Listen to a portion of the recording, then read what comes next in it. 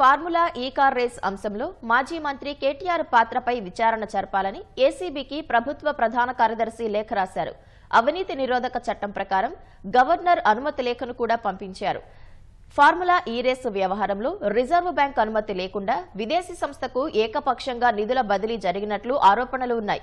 తొలి సాధారణ విచారణ చేసి ఆ వివరాల ఆధారంగా ఏసీబీ అధికారులు కేసు నమోదు చేయనున్నారు.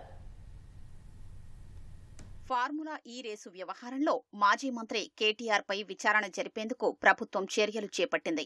సమగ్ర దర్యాప్తు చేయాలని అవినీతి నిరోధక శాఖకు సీఎస్ శాంతికుమారి లేఖ రాశారు. అప్పటి పురపాలక శాఖ మంత్రి హోదాలో కేటీఆర్ పై అభియోగాలు ఉన్నందున అవినీతి నిరోధక చట్టం ప్రకారం ముందుగా గవర్నర్ నుంచి అనుమతి తీసుకున్నారు. గవర్నర్ అనుమతి లేఖను కూడా ఏసీబీకి పంపించారు. పురపాలక శాఖ అప్పటి ముఖ్య కార్యదర్శి సీనియర్ ఐఏఎస్ అధికారి అరవింద్ కుమార్ పై కేసు నమోదుకు సీఎస్ ఇప్పటికే అనుమతిని ఇచ్చారు. ఏసీబీ అధికారులు తొలుత సాధారణ విచారణ చేపట్టనున్నారు. సాధారణ విచారణలో వెల్లడయ్యే అంశాల ఆధారంగా కేసు నమోదు చేసి దర్యాప్తు మొదలు పెడతారు. ఫార్ములా ఈ కారు రేసుతో సంబంధమున్న వారికి మొదట నోటీసులు ఇచ్చి విచారిస్తారు. హెచ్ఎండీఏ నుంచి చెల్లించిన 55 కోట్ల లావాదేవీలు ఎలా జరిగాయి, ఆ డబ్బులు చివరకు ఎవరి ఖాతాలో వెళ్లాయనే అంశాల్ని ఏసీబీ నిగ్గు తేల్చాల్సి ఉంటుంది.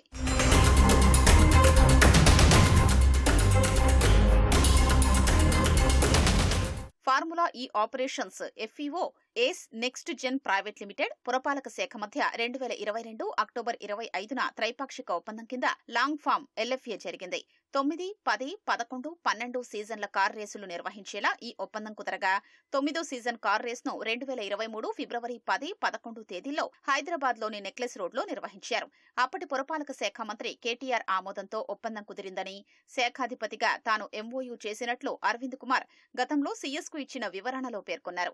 ప్రతి సీజన్లో పెట్టుబడి పెడతానన్న ప్రమోటర్ తొలి సీజన్లో తనకు నష్టం వచ్చిందని లేఖ రాసినట్లు పురపాలక శాఖ పేర్కొంది. 10వ సీజన్కు వచ్చేసరికి ప్రమోటర్గా ఉండేందుకు ఏస్ నెక్స్ట్ జెన్ ప్రైవేట్ లిమిటెడ్ ముందుకు రాలేదు. ఒప్పందాన్ని రద్దు చేసుకోలేదు. హైదరాబాద్లోని రేసు నిర్వహించేందుకు ఎఫ్ఈఓ ఆసక్తి చూపిందని, ప్రత్యామ్నాయ ప్రమోటర్ను ఖరారు చేయడంలో జాప్యం జరుగుతోంది కాబట్టి 10వ సీజన్ నిర్వహణపై ముందుకెళ్లాలని పురపాలక శాఖ మంత్రి సూచించారని అరవింద్ కుమార్ తెలిపారు.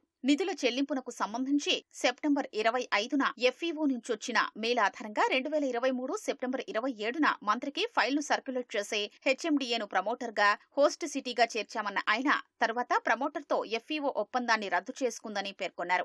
దీంతో త్రైపాక్షిక ఒప్పందం కాస్త ఎఫ్ఈఓ, హెచ్ఎండీఏల మధ్య ద్వైపాక్షిక ఒప్పందంగా మారినట్లయింది. ఎఫ్ఈఓకు అక్టోబర్ 5వ తేదీన 23 కోట్లు, 11న మరో 23 కోట్లు కలిపి మొత్తం 46 కోట్లను హెచ్ఎండీఏ నుంచి చెల్లించారు. పన్నుల కింద మరో 9 కోట్లు కూడా హెచ్ఎండీఏ చెల్లించింది. ఫార్ములా ఈ రేసులో హెచ్ఎండీఏ ప్రమోటర్గా చేరినా అందుకు బోర్డు ఆమోదం తీసుకోలేదని ప్రభుత్వం గుర్తించింది. ఎఫ్ఈఓ, హెచ్ఎండీఏ మధ్య ద్వైపాక్షిక ఒప్పందం 2023 అక్టోబర్ 30న కుదిరింది. దానికంటే ముందే హెచ్ఎండీఏ డబ్బులు చెల్లించింది. అక్టోబర్ 11న రెండో దఫాగా 23 కోట్లు చెల్లించడానికి ముందే ఎన్నికల షెడ్యూల్ వెలువడిందని, అయినప్పటికీ ఎన్నికల కమిషన్ అనుమతి తీసుకోలేదని ప్రభుత్వం గుర్తించినట్లు సంబంధిత వర్గాలు తెలిపాయి. మరోవైపు 43 కోట్లను పౌండ్లుగా మార్చి ఎఫ్ఈఓకు చెల్లించిందని, ఇలా చెల్లించాలంటే రిజర్వ్ బ్యాంకు అనుమతి అవసరమని, అనుమతి తీసుకోకపోవడం ఉల్లంఘనలకు వర్తిస్తుందని ఏసీబీకి ఇచ్చిన ఫిర్యాదులో పురపాలక శాఖ పేర్కొంది.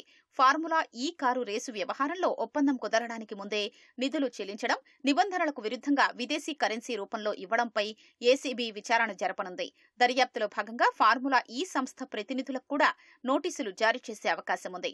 అధికార దుర్వినియోగం జరిగిందని ప్రాథమిక ఆధారాలు లభించే పక్షంలో అందుకు బాధ్యులైన వారి అరెస్టు తప్పకపోవచ్చు. రాబోయే రోజుల్లో ఫార్ములా ఈ రేసు సంచలనాత్మకంగా మారుతుందని భావిస్తున్నారు.